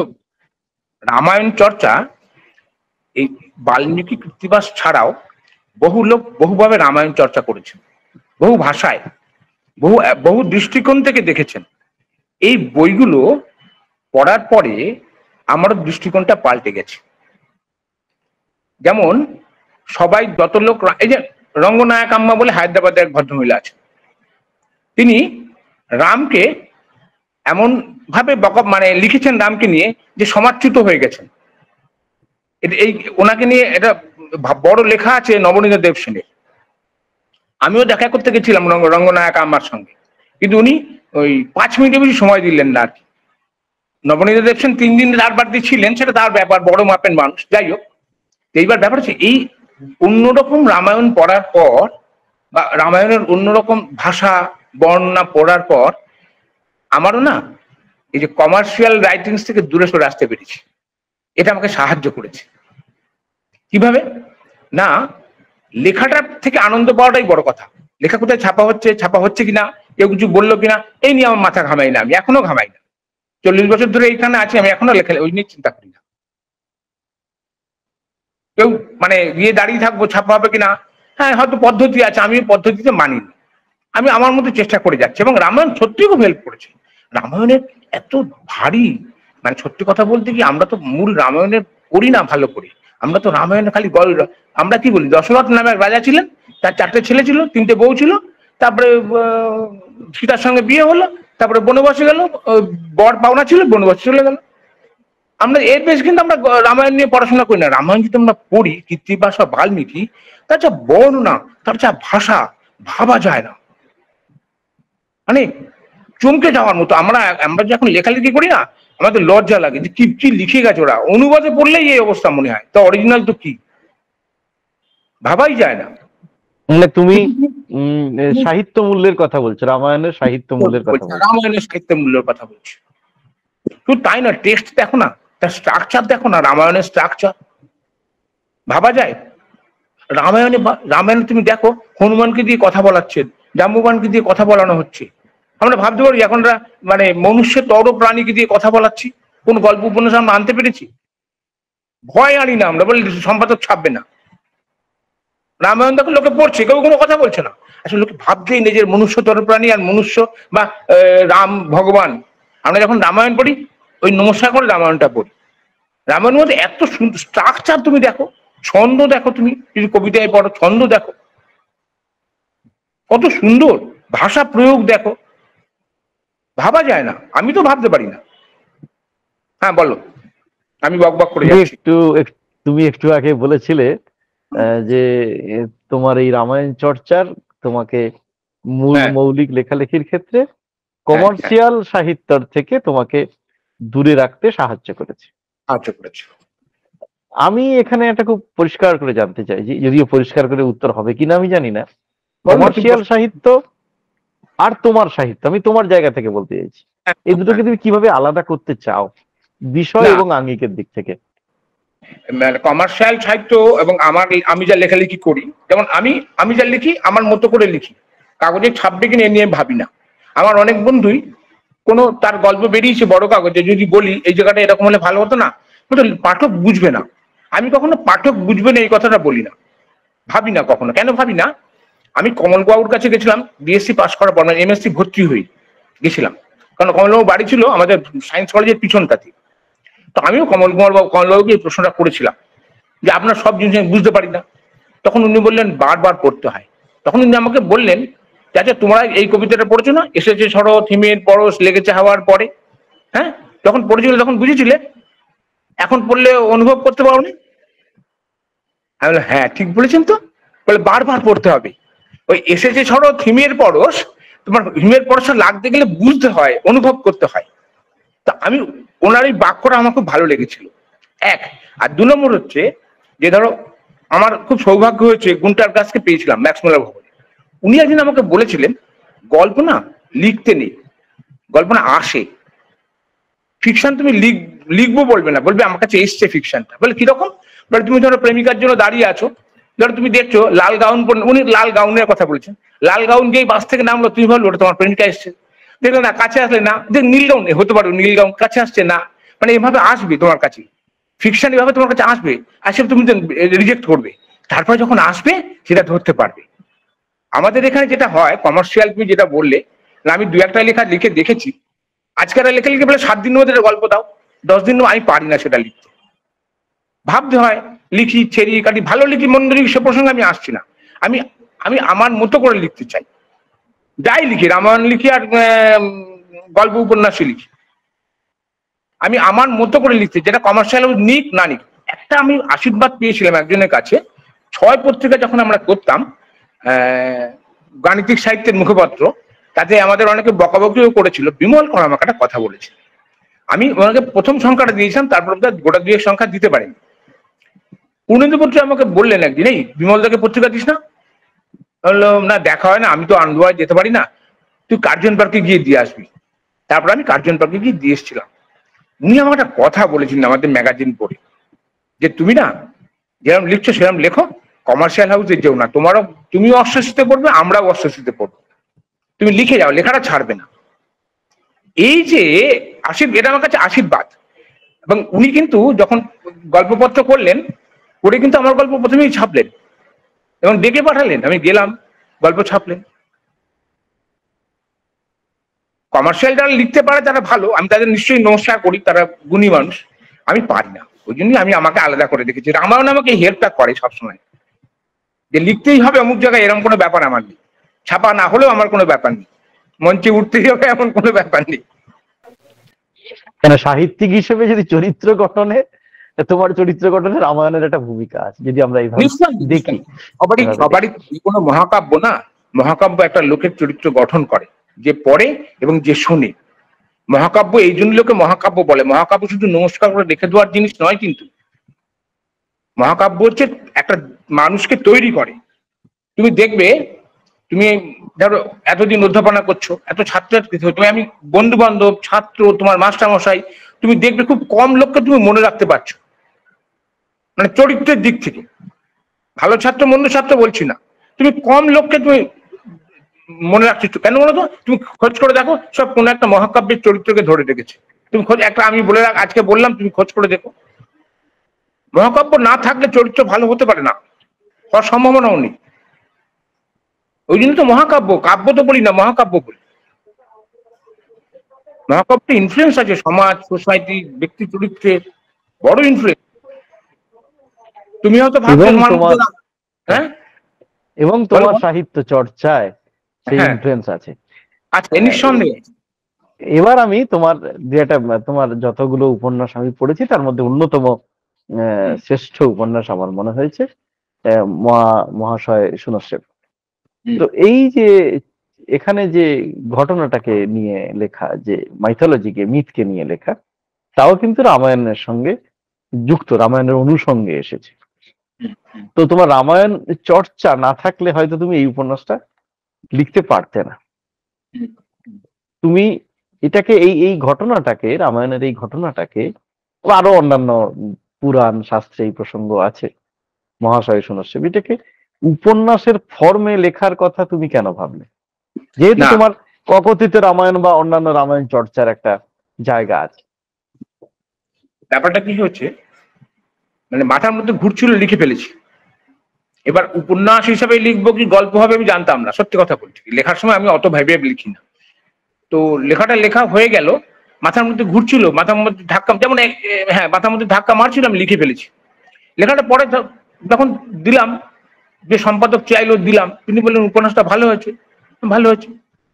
আমি ওইভাবে ভেবে লিখি না যে উপন্যাস লিখবো, গল্প লিখবো। লিখতে বসি, যেরকম লেখা হয়, যত বড় হয় বা লেখা হয় কিনা। তবে এটা না, আমি উপন্যাস গল্পের কথা বলছি না, তুমি এটাকে প্রবন্ধ আকারে লিখতে পারতে, কারণ রামায়ণ সংক্রান্ত তুমি অজস্র প্রবন্ধ লিখেছো। না, এটা প্রবন্ধ মৌলিক সাহিত্যের জায়গায় তুমি কেন এটাকে নিয়ে মৌলিক একটা সাহিত্য করবার কথা কেন ভাবলে? গল্প কি উপন্যাস, এটা পরের কথা। না না, এটা একটা মৌলিক জায়গাটা, মানে এই যে বাবা মা এবং 3 ছেলের যে কাহিনীটা, এবং আমাদের যে দেশে মানে ভাতের অভাব, এই সমস্ত কিছু আমাকে এই ফর্মটা নিয়ে এসছে, সত্যি কথা বলতে। মানে খুব যে সচেতন ভাবে এসছে বলবো না, কিন্তু সবকিছু মিলে একটা ঘটনা ঘটে গেছে। যার জন্য প্রথমেই দেখবে ভাতের নিয়ে কথা, যে সে ভাত খাইয়া বাড়ি গেল, ভাত খাইয়া বাড়ি গেল, এই শুরু হয়েছে লাইনটা। এটার ভাব সম্প্রসারণ করা। ভাত এমন একটা জিনিস আমি দেখেছি, বা আমি অনুভবও করেছি বলতে পারি। সেইটা থেকে আমার এই গল্পটা এসছে, উপন্যাসটা এসছে লেখা। এবং এটা কতটা সচেতন সেটা আমি বলতে পারবো না, সেটা বলা সম্ভব হয় না। মাথার মধ্যে ঘুরছিল, ঘুরতে ঘুরতে লিখেছি, লিখে ফেলেছি, এই আর কি বলতে পারি। আমার মনে হয় না কোনো লেখকই বলতে পারে যে আমি সচেতন ভাবে এই কাজগুলো করেছি। একটা ঘোরের মধ্যে তো লেখাটা হয়, সেই ঘোরটা কাটিয়ে ওঠাটা খুব মুশকিল হয়। যারা লেখে তাও পাগল হয়ে যায় অ্যাকচুয়ালি মানুষ। যেমন আইনস্টাইনের গল্প আমরা, হ্যাঁ বল, রামায়ণের আর কোন এরকম অনুষঙ্গ যেটা নিয়ে তুমি পরবর্তীকালে গল্প বা উপন্যাস লিখবার কথা ভেবেছো? ছড়িয়ে ছিটিয়ে রামায়ণের মানে বহু প্রসঙ্গ তোমার অজস্র গল্পে আছে। যেমন আমার মনে পড়ছে, জটায়ুর কথা মনে পড়ছে, এটা পরিবেশবাদী চমৎকার একটি গল্প। জটায়ুর নাম থেকে আপনারা বুঝতে পারছেন। এইরকম আর কোন লেখার পরিকল্পনা আছে, বিশেষ কোন অনুষঙ্গকে, এই মহাশয় সুনশ্রেবের মতো? আছে, সেটা হচ্ছে সীতার, এই যে রাম সীতাকে বনবাসে পাঠালেন। আর একটা বলি, আমি একটা লেখা লিখেছিলাম সীতাহরণের আসল কারণ। সীতাহরণের আসল কারণ সুপর্ণখা নয়, কিন্তু আমি ওখানে লিখেছিলাম এই কারণে, রাবণ হরধনু তুলতে গেছিলেন, কিন্তু রাবণ পারেননি, কিন্তু সুন্দরী সীতাকে তিনি দেখে এসেছিলেন।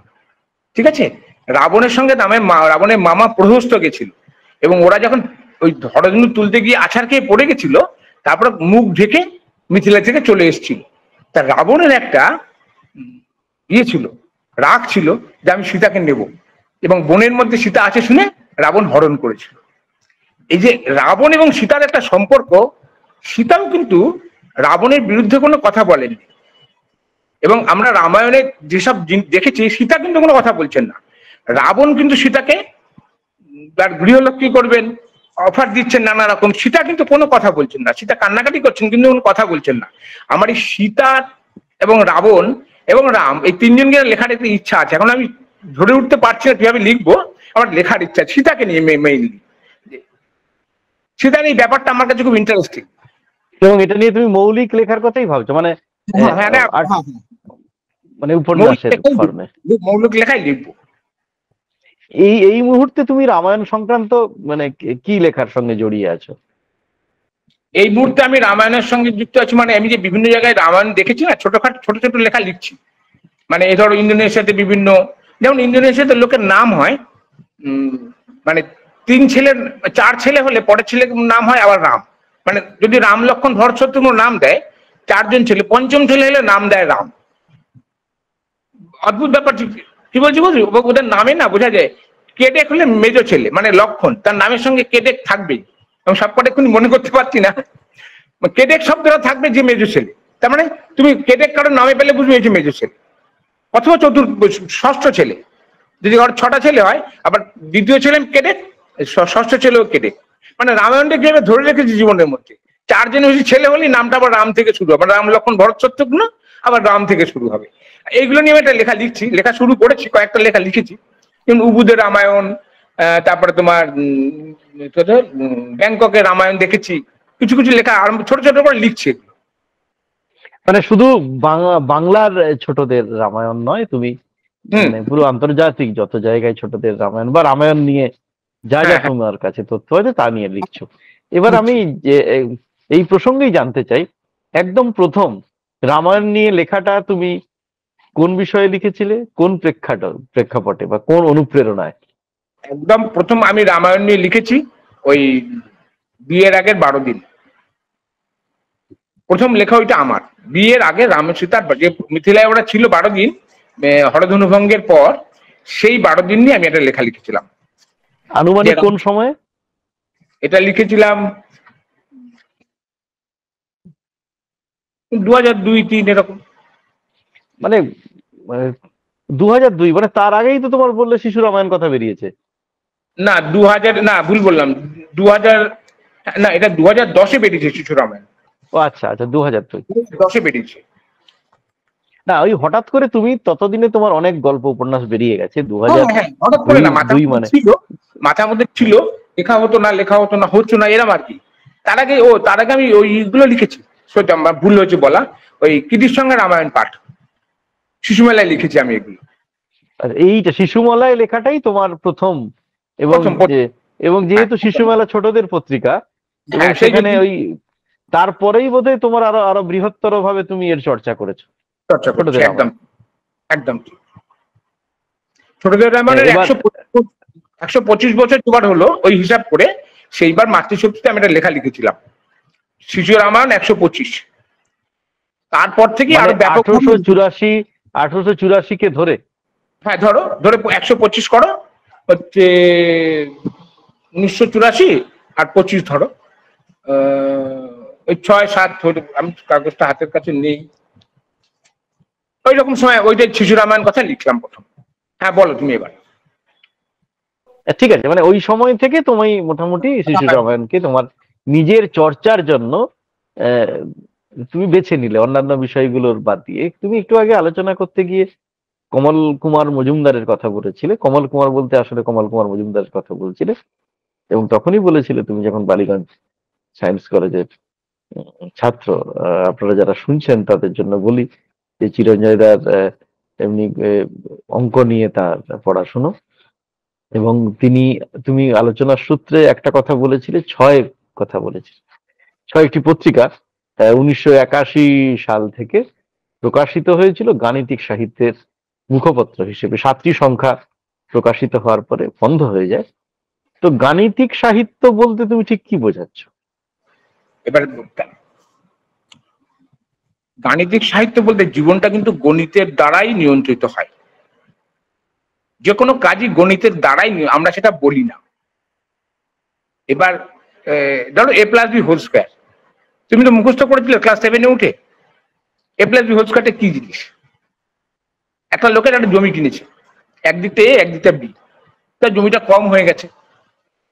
তার বউ বলছে না এই ছোট জমিতে বাড়ি করা যাবে না, তাহলে জমিটা বড় কিনতে হবে। জমির মালিককে বলছে ঠিক আছে আমার জমিটাকে স্কোয়ার করে দিন, যে দিকটা এ বি সেই দিকটা এ পরিমাণ দিন, আর যে দিকটা এ সেদিকটা বি পরিমাণ দিন। এবার জমিটা স্কোয়ার হয়ে গেল। এবার 4টে খোপ হলো, এই 4টে খোপকে তুমি ক্ষেত্রফল করো, দুটো এ বি হবে, একটা এ স্কোয়ার হবে একটা বি স্কোয়ার হবে। তাহলে A square plus B square plus 2, এটার গল্প। এটার মধ্যে একটা গল্প আছে, প্রত্যেকটা অঙ্কের মধ্যে একটা গল্প আছে প্রত্যেকটা। যেমন চৌবাচ্চায় জল ভরে, দুটো করে জল, নল দিয়ে জল ঢোকে, একটা জল নল দিয়ে জল বেরিয়ে যায়, কতক্ষণে ভর্তি হবে আমরা অঙ্কের উত্তর দিই। ঠিক আছে, জীবনের কিন্তু এটাই গল্প। তুমি সারা জীবনে কতটা আনতে পেরেছো এবং কতটা ব্যয় করেছো হিসাব করে দেখো, তোমার সাকসেস স্টোরি দাঁড়িয়ে থাকবে ওইখানে, তাই না? আমরা এই জায়গা থেকেই গল্পের কথা ভাবতে শুরু করেছিলাম। আর তারপর যা হয়, তখন তো বয়স কম, মানে কি বলবো, উদ্যম অনেক বেশি ছিল, ফলে আমরা অনেক কিছুই করে ফেলেছিলাম, অনেক কিছু লিখে ফেলেছিলাম, এবং সেটা বেশ মজা করেও লিখেছিলাম আমরা। যেমন ধরো একটা জায়গা দেখাচ্ছি, সেকেন্ড ইস্যুতে আমরা লিখেছিলাম যে আমাদের এক বন্ধু, সে তোমার যেমন একটা লিখেছি আমরা 6 মুখ কামান। আমরা একটা কামান তৈরি করেছি, কামানটা 6টা মুখ, 6টা চাকা, 6টা দুটো, 6টা মেশিন। থাকুন আমরা কামান দাগছি। এগুলো কোনো মূল্য নেই, কিন্তু এগুলো এই অল্প বয়সে যা পেরেছি লিখে গেছি আমরা। আর যেটা বলা সেটা হচ্ছে, দেখো আমাদের একজন বন্ধু চলে গেছিল চাকরিতে, তাই আমরা লিখলাম আমরা 6 বছরে একজনকে হারিয়েছি, আমরা দুঃখিত, আমরা মর্মাহত। বর্তমানে আমরা 5 + 0 = 6। এবার এর ব্যাখ্যা দিতে গিয়ে আমরা অনেক কথা বলতে শুরু করেছি, কিছুই না কিন্তু। আর আরেকটা ঘটনা, তুমি যে কোনো ঘটনা যখন দেখো, তুমি তোমার জায়গা দাঁড়িয়ে দেখো কিন্তু, অর্থাৎ যে 4টে কোয়াড্রান্ট আছে, plus plus, plus minus, plus plus, minus minus. এবার এই 4টে কোয়াড্রান্টে যে ঘটনাটা ঘটছে, তুমি কোন জায়গায় আছো তার সেইখান থেকে, সেই প্রেক্ষিতে তুমি কাহিনী বা গল্পটা দেখো। এইটা আমরা বলতে চেয়েছিলাম যে যে কোয়াড্রান্টে ঘটনাটা ঘটছে সেই কোয়াড্রান্টে আপনাকে আসতে হবে, তাহলে আপনি গল্পটা বুঝতে পারবেন।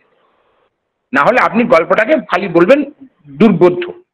আমরা এইভাবে লেখাটি শুরু করেছিলাম। প্রবন্ধ আমরা দু একটা লিখেছি, লিখিনি তা না, গল্প লিখেছি, এবং এখনো আমি মনে করি যে আমি গল্পই লিখি। অর্থাৎ বাংলায় গাণিতিক সাহিত্য মোটামুটি তোমরা যে সময় তোমরাই শুরু করেছিলে, যদিও আজকে আমাদের আলোচনার বিষয় রামায়ণ, যেহেতু প্রসঙ্গটা এলো তাই একটু শুনে নিলাম। এবার আমরা একদম শেষ দিকে এসে গেছি। আমি আর একটা প্রশ্ন করব, জানতে চাইছি যে এই কদিন আগে আমরা রামনবমী পেরিয়ে এলাম, এবং তারপরে তো এই বাসন্তী পুজো, তার মাঝখানে আপনারা জানেন যে বাসন্তী নবমীর দিন রামনবমী। তো আমরা এটা জানতে চাইছি যে আমি যতদূর জানি যে বাসন্তী পুজোর প্রচলন কিন্তু রামের জন্মের অনেক পরে। তো এই বাসন্তী নবমীর দিন রামচন্দ্রের জন্ম, মানে এই কথাটা তাহলে আমরা এভাবে বলতে পারি না, তাই তো? না, বাসন্তী পুজো অনেক আগে, সুরত রাজা বাসন্তী পুজো করেছেন অনেক আগে।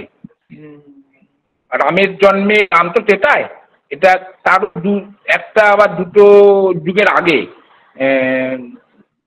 যেসব মার্কেন্ড পুরাণে সুরত রাজার কথা পাওয়া যায়, মার্কেন্ড পুরাণ রামের অনেক আগে, এবং রাম পরে যে জন্মেছেন তার প্রমাণ হচ্ছে রামের ইষ্ট দেবতা হচ্ছে মহাকালী, এবং কৃষ্ণের ইষ্ট দেবতা হচ্ছে দুর্গা, অম্বিকা।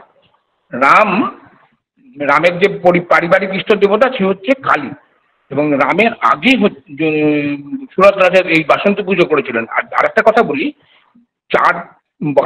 আমাদের নিয়ম অনুসারে চারবার নবরাত্রি আসে। 4বার নবরাত্রি আসে, মানে যেমন আশ্বিনে হয়, তোমার ইয়েতে হয়, চৈত্রে হয়, আর হয় ইয়েতে হয়, পৌষ আর আষাঢ়ে হয়। মানে এই দুটো হচ্ছে সুপ্ত নবরাত্রি, যে সময় রাজরাজেশ্বরী পুজো হয়, ওই দুর্গারই পুজো হয় কিন্তু। আর রাম ছিলেন শুক্লা নবমীতে, সেই জন্য ওটাকে পরবর্তীকালে রাম নবমী বলা হয়, যেহেতু রাম জন্মেছিলেন। এটা বাসন্তী পুজোর কোনো যোগ নেই। অর্থাৎ বাসন্তী পুজোর সঙ্গে রামনবমীর প্রত্যক্ষত কোনো যোগ নেই, তিথিগত ভাবে একটা মিল আছে। যেহেতু রাম ভক্তরা ওইটাকে রাম নবমী নাম দিয়েছে, এটা বাসন্তী নবমী। রাম ভক্ত যারা তারা ওটা বিশেষভাবে রাম নবমী বলে বলে বলে তাদের থাকে। কাছে এটা রামনবমী, মানে দুটোর মধ্যে সরাসরি কোনো যোগ নেই, তিথিগত তিথির দুটো দিন মিলে যাওয়া ছাড়া। এবার আমাদের সঙ্গে আছেন আজকে তানিয়া, আছেন তানিয়া ব্যানার্জি। তিনি ভাষা ও ভবিষ্যৎ আমাদের ইউটিউব চ্যানেলে রামায়ণ কথা বলে একটি অনুষ্ঠান শুরু করেছেন। ধারাবাহিকভাবে তিনি রামায়ণ নিয়ে তার কথা বলবেন। তো আমি এখন তানিয়াকে বলবো তার প্রশ্ন চিরঞ্জয় দার প্রতি। যেহেতু আজকে আমরা রামায়ণ নিয়ে কথা বলছি, তাই আমরা তাকে বলেছিলাম আজকের অনুষ্ঠানে থাকতে। তার যদি প্রশ্ন থাকে, ইতিমধ্যে তিনি দু একটি প্রশ্ন মেসেজে লিখেওছেন। হ্যাঁ, ছোটদের রামায়ণ আর বড়দের রামায়ণের মূলত পার্থক্য কি, দুটোর মধ্যে পার্থক্য কি, এটা জানতে চেয়েছে। এবং সেই সঙ্গে আরেকটি প্রশ্ন আমি একসঙ্গেই দুটো পড়ে ফেলি, তারপরে চিরঞ্জয় দার কাছ থেকে উত্তর শুনবো। হনুমানকে স্বামীজি মহাবীর বলে উল্লেখ করেছেন সর্বদা, কিন্তু তিনি তো বা নর, বা হাইফেন নর, অর্থাৎ মনুষ্যতর। তবে কি শক্তিতেই তারা মহান ছিলেন, বা কিসের মহত্ব? এই দুটো প্রশ্ন। প্রথমে ছোটদের রামায়ণ এবং বড়দের রামায়ণের মূলগত তফাৎ, যদিও আমার মনে হয় আজকের আলোচনায় এই বিষয়টা কিছুটা হলেও এসেছে, তবুও যদি চিরঞ্জয় দা একটু পরিষ্কার করে বলেন। ও চিরঞ্জয় দা বেরিয়ে গেছেন। চিরঞ্জয় দা আবার আমরা যোগাযোগ করবার চেষ্টা করছি চিরঞ্জয় দার সঙ্গে।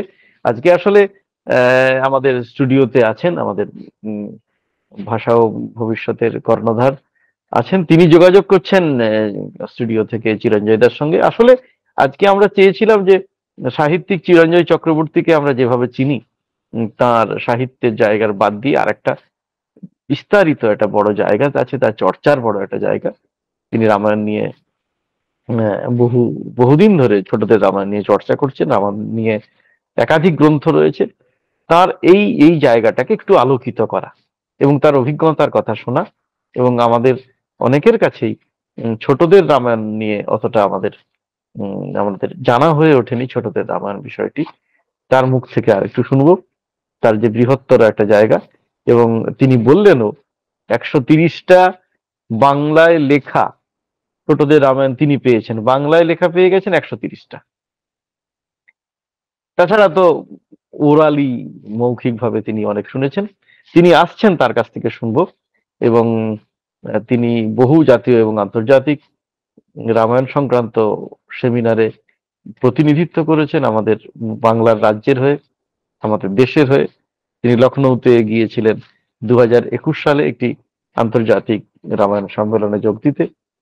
দিল্লিতে তিনি রামায়ণ সম্মেলনে যোগ দিয়েছেন, ভোপাল গিয়েছেন, আপনারা শুনলেন। তার আগে তিনি বালির কথা বলেছিলেন, ইন্দোনেশিয়ার বালি। এবং এই বছর 2022-এর মার্চ মাসে, গত মাসে তিনি গিয়েছিলেন শ্রীলঙ্কা। এসে গেছেন চিরঞ্জয় দা, এসে গেছেন চিরঞ্জয় দা। শুনতে পাচ্ছ আমাদের? আমি বলছিলাম যেটা, হ্যাঁ, তানিয়ার দুটো প্রশ্ন আছে। তানিয়া আমাদের ভাষা ও ভবিষ্যৎ ইউটিউব চ্যানেলে শুরু করেছেন রামায়ণ নিয়ে একটি অনুষ্ঠান। তাকে আজকে আমরা থাকতে বলেছিলাম। তিনি প্রথম যে প্রশ্নটি করেছেন যে মূলগত তফাৎ ছোটদের রামায়ণ এবং বড়দের রামায়ণের মধ্যে। একবার বলেছি কথাটা, ছোটদের রামায়ণটা মানে পুরো রামায়ণ তো বলা হয় না, ছেটে কেটে বলা হয়। ছেটে কেটে বলতে মূল সারাংশটা বলা হয়, যে কাহিনীটা মূল হয়েছে। এবং যেখানে যেখানে ভাইদের সৌহার্দ্য, ভালো জিনিস যাতে একটা মানুষ নকল করতে পারে, একজনের মানে ছেলে মেয়েরা যখন শিশুরা যখন বড় হবে তখন যাতে নকল করতে পারে, সেইভাবে বড় হতে পারে, আর তার সঙ্গে গল্পটা বলা হয়। সেখানে কোনো অন্য কিছু অনেক কিছুই থাকে না বলতে গেলে, খুব সংক্ষেপেই বলা হয় রামায়ণটা। এটা ছোটদের রামায়ণ। আর বড়দের রামায়ণ তো নতুন করে লেখা, মানে কি নতুন করে কিছু লেখার নেই। কৃত্তিবাস বাল্মীকি ছাড়া একটা রামায়ণের আলোচনা হয় বড়দের রামায়ণ বলছে। মানে অর্থাৎ বড়দের রামায়ণ মূলত অনুবাদমূলক, এবং সেই অনুবাদও এখন আর অতটা হয় না। মানে ছোটদেরটা প্রতি মুহূর্তে প্রায় রিকনস্ট্রাকশন হয়ে যাচ্ছে। রিকনস্ট্রাকশন, যেমন এই যে রাবণ লিখিত, এরকম আর কি। ফলে এরকম ভাবে ওইভাবে বড়দের লেখা হয়। আর ছোটদের রামায়ণটা পুরো রামায়ণটাই লেখা হয়। এখন আর নতুন ভাবে রামায়ণ লেখে না। বড়দের। আর দ্বিতীয় প্রশ্নটা কি আছে? হ্যাঁ, দ্বিতীয় প্রশ্নটা তানিয়ার আরেকটি প্রশ্ন যে স্বামীজি তাকে এই হনুমানকে বলেছিলেন, স্বামীজি মহাবীর বলেছিলেন, মহাবীর উল্লেখ হুম, করেছিলেন, সবসময় মহাবীর বলে উল্লেখ করতেন। কিন্তু তিনি তো বানর বা হাইফন নর, অর্থাৎ নর নয়, মনুষ্যতর। তাহলে হুম। স্বামীজি কেন তাকে বলেছিলেন? যিনি কি শক্তিতে মহান? কোন হ্যাঁ, মহত্বের কারণে তাকে মহাবীর বলতেন? আমাদের আমাদের বলে শাস্ত্রে, সাংখ্যের মতো জ্ঞান নেই আর যোগের মতো বল নেই। সাংখ্য মানে সাংখ্য বেদান্ত নয়। সাংখ্য হচ্ছে গীতার যে সাংখ্য অধ্যায় আছে না, সেইটা। আর যোগের মতো, যোগ মানে কর্মযোগ। এই কর্মযোগ, জ্ঞান যোগ, এই হচ্ছে কি যোগী পুরুষ হনুমান। সেই জন্যই হনুমান মহাবীর। হনুমান মানে হনুমান হচ্ছে শোকেসে রাখার মতো, লোককে দেখানোর মতো যে এই যাতে এই কাজগুলো করা যায়। সবসময় অসম্ভব সম্ভব করছেন কিন্তু উনি। সমস্ত রামায়ণে যত অসম্ভব ঘটনা করেছে সবটাই হনুমানই করেছেন। সেই জন্যই মহাবীর বলেছেন। আর ও তো মানে যোগী পুরুষ। যোগীদের সবসময় বীরই বলা হয়, আমাদের শাস্ত্রেই বলা হয় যে, শাস্ত্রীয় কথা বলে যে যোগের মতো বীর নেই, এই হ্যাঁ যোগের মতো বল নেই, আর সাংখ্যের মতো জ্ঞান নেই। এই জন্য ওনাকে মহাবীর বলেছেন। সেখানে একটা যারা শুনছেন তার উল্লেখ করা খুব দরকার যে চিরঞ্জয়দার আরেকটি চর্চার জায়গা কিন্তু স্বামী বিবেকানন্দ। স্বামী বিবেকানন্দকে নিয়ে তার একটা গুরুত্বপূর্ণ বই রয়েছে, বইটির নাম যৌবন ঘন রসময়, স্বামী বিবেকানন্দকে নিয়ে লেখা। এবং পাশাপাশি উল্লেখ করতে হবে একদম এই প্রসঙ্গে, ভগিনী নিবেদিতা নামে তার একটি গ্রন্থ রয়েছে। ভগিনী নিবেদিতার ইংরেজিতে যে প্রবন্ধগুলি লিখেছিলেন তার বাংলায় অনুবাদ করেছিলেন চিরঞ্জয়দা এবং শ্রীরামকৃষ্ণ। তা শ্রীরামকৃষ্ণ বইটি, ভগিনী নিবেদিতা এবং যৌবন ঘন রসময়, এই তিনটি বইয়ের প্রসঙ্গ এখানে উল্লেখ করলাম। উল্লেখ করা দরকার ছিল যেহেতু প্রাসঙ্গিক ভাবে স্বামীজির কথা এলো। আমাদের আজকের চিরঞ্জয়রা আবার বেরিয়ে গেছেন। যাই হোক, আমরা একদম আমাদের শেষ প্রশ্ন হয়ে গেছে। ভাষা ও ভবিষ্যৎ দীর্ঘদিন ধরে বাংলা সাহিত্য, বাংলা ভাষা নিয়ে চর্চা করছেন ইউটিউব, আমাদের এই ইউটিউব চ্যানেলে। তো তার মধ্যে একটি গুরুত্বপূর্ণ রামায়ণ নিয়ে চর্চা, রামায়ণ নিয়ে কাজ। ভাষা ও ভবিষ্যৎ অনেকদিন ধরে করেছেন, শুরু করেছেন এবং ভবিষ্যতেও করবেন বলে পরিকল্পনা রয়েছে। এবং সেই ধারায় আজকে প্রসঙ্গ রামায়ণ নিয়ে আমরা কথা বললাম চিরঞ্জয় চক্রবর্তীর সঙ্গে। এবং আমাদের ধারণা আমাদের অন্যান্য অনুষ্ঠানের মতো ভাষা ও ভবিষ্যতের আজকের এই অনুষ্ঠানটিও আপনাদের ভালো লাগবে। সকলে ভালো থাকবেন। ধন্যবাদ। শুভরাত্রি।